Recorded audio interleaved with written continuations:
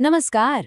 कभी सोचा है ये जो हवा है जिसमें हम सांस लेते हैं, जो पानी हम पीते हैं या जिस जमीन पर हम चलते हैं, इन सबको मिलाकर क्या कहते हैं? आज हम पर्यावरण की इसी दिलचस्प दुनिया को समझने वाले हैं और ये सब हम समझेंगे एनसीईआरटी क्लास 7 की भूगोल के पहले चैप्टर के आधार पर। तो चलिए शुरू करते हैं। तो चलिए इससे पहले कि हम किसी भी परिभाषा पर जाएं, एक छोटा सा काम करते हैं। जरा एक पल के लिए रुकिए और अपने चारों ओर नजर दौड़ाइए। क्या दिखाई दे रहा है? शायद एक मेज, एक कुर्सी, या हो सकता है खिड़की के बाहर कोई पेड़।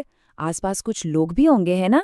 बस यही जो कुछ भी हमारे आसपास है, वही हमारे आज के टॉपिक का कह सकते हैं कि एकदम परफेक्ट स्टार्टिंग पॉइंट है।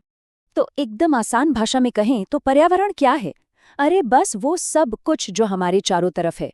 ये कोई बहुत भारी भरकम साइंटिफिक कॉन्सेप्ट नहीं है, बल्कि हमारी रोजमर्रा की जिंदगी का ही एक हिस्सा है। मतलब हवा, पानी, जमीन और हाँ, हमारे आसपास के लोग और जानवर भी, सब कुछ इसी में शामिल है। अब ये सुनने में काफी बड़ा लगता है ना, कि सब कुछ ही पर्यावरण है। तो इसे और आसानी से समझने के लिए हम इसे 3 मेन हिस्सों या कह लीजिए 3 तरह की लेयर्स में बांट सकते हैं। आइए देखते हैं कि ये कौन कौन सी हैं। तो ये हैं वो 3 मेन टाइप्स: प्राकृतिक पर्यावरण, मानव निर्मित पर्यावरण और मानवीय पर्यावरण। प्राकृतिक मतलब वो सब कुछ जो नेचर ने बनाया। मानव निर्मित, नाम से ही साफ है, जो हम इंसानों ने बनाया है। और तीसरा मानवीय, जो हमारे समाज और हमारे आपसी रिश्तों से जुड़ा है। चलिए अब इन तीनों को एक एक करके थोड़ा और जानते हैं। तो सबसे पहले बात करते हैं प्राकृतिक पर्यावरण की। ये वो दुनिया है जो हम इंसानों के आने से भी बहुत बहुत पहले से मौजूद थी। सोचिए जरा, पहाड़, नदियां, हवा और न जाने कितने तरह के जीव जंतु, ये सब इसका हिस्सा है। और सच तो ये है कि यही वो फाउंडेशन है, वो बुनियाद है जिस पर हमारी पूरी जिंदगी टिकी हुई है। इसके बाद आता है मानव निर्मित पर्यावरण। जैसा कि नाम से ही पता चल रहा है, ये वो सब कुछ है जो इंसानों ने बनाया है। हमारे शहर, हमारे घर, सड़कें, स्कूल, बड़े बड़े पुल, ये सब इसी कैटेगरी में आते हैं।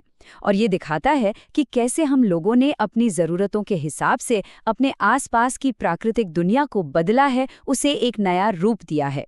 और अब तीसरा, और मेरे हिसाब से सबसे दिलचस्प, है मानवीय पर्यावरण। देखिए, ये सिर्फ ईंट और पत्थर से बनी चीज़ों के बारे में नहीं है। ये तो हमारे रिश्तों की, हमारी विचारों की दुनिया है। जैसे हमारा परिवार, हमारा समाज, हमारी संस्कृति, हमारी शिक्षा, हमारी अर्थव्यवस्था। ये एक तरह का कह सकते हैं कि एक अदृश्य ढांचा है जो तय करता है कि हम कैसे जीते हैं। ठीक है, तो अब वापस चलते हैं प्राकृतिक पर्यावरण पर और इसे थोड़ा और गहराई से समझते हैं। इसे भी हम 2 मेन हिस्सों में बांट सकते हैं। और मजे की बात यह है कि ये दोनों हिस्से एक दूसरे पर पूरी तरह से डिपेंडेंट हैं। तो देखिए, प्राकृतिक दुनिया के ये 2 पहलू कौन से हैं? एक तरफ है जैविक घटक, यानी बायोटिक, मतलब जिनमें जान है, जैसे पेड़ पौधे, जानवर और हम इंसान भी। और दूसरी तरफ है अजैविक, यानी एबायोटिक, जो निर्जीव हैं लेकिन जिंदा रहने के लिए उतने ही जरूरी हैं, जैसे कि हवा, पानी, मिट्टी, सूरज की रोशनी। और कमाल की बात यह है कि इन दोनों के बीच के तालमेल के बिना लाइफ, मतलब जीवन, संभव ही नहीं है। तो अब जब हम पर्यावरण के अलग अलग हिस्सों को समझ चुके हैं, तो अब ये देखना भी बहुत जरूरी हो जाता है कि आखिर हम इंसानों का और पर्यावरण का रिश्ता है कैसा। और ये रिश्ता कोई वन वे स्ट्रीट नहीं है, ये एक 2 वे रिलेशनशिप है। ये रिश्ता ना बड़ा ही अनोखा है। एक तरफ तो हम अपनी हर एक छोटी बड़ी ज़रूरत के लिए पर्यावरण पर निर्भर हैं, लेकिन दूसरी तरफ हमारे अंदर इसे बदलने की ज़बरदस्त ताकत भी है। मतलब हमारे हर काम का, हमारे हर एक्शन का पर्यावरण पर कोई ना कोई असर ज़रूर होता है। कभी ये असर अच्छा होता है तो कभी बुरा। एक उदाहरण से समझते हैं।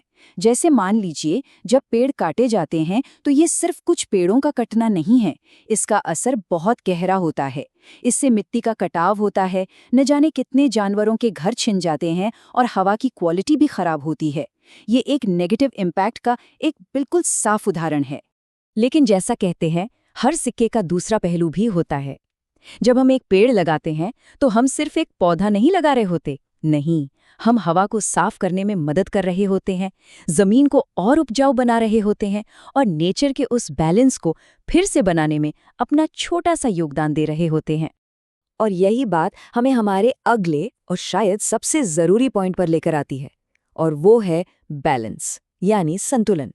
देखिए, पर्यावरण में हर एक चीज दूसरी से जुड़ी हुई है और ये जो बैलेंस है ना, ये हमारे जिंदा रहने के लिए मतलब सर्वाइवल के लिए बहुत ही ज्यादा जरूरी है।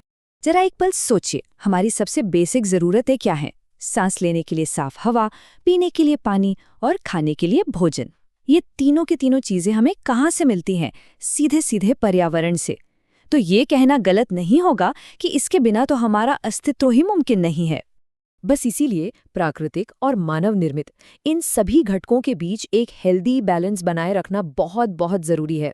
जब तक ये बैलेंस बना रहता है, तब तक धरती पर जीवन फलता फूलता है, सब कुछ ठीक चलता है। लेकिन जैसे ही ये संतुलन बिगड़ता है, इसके नतीजे भी काफी गंभीर होते हैं।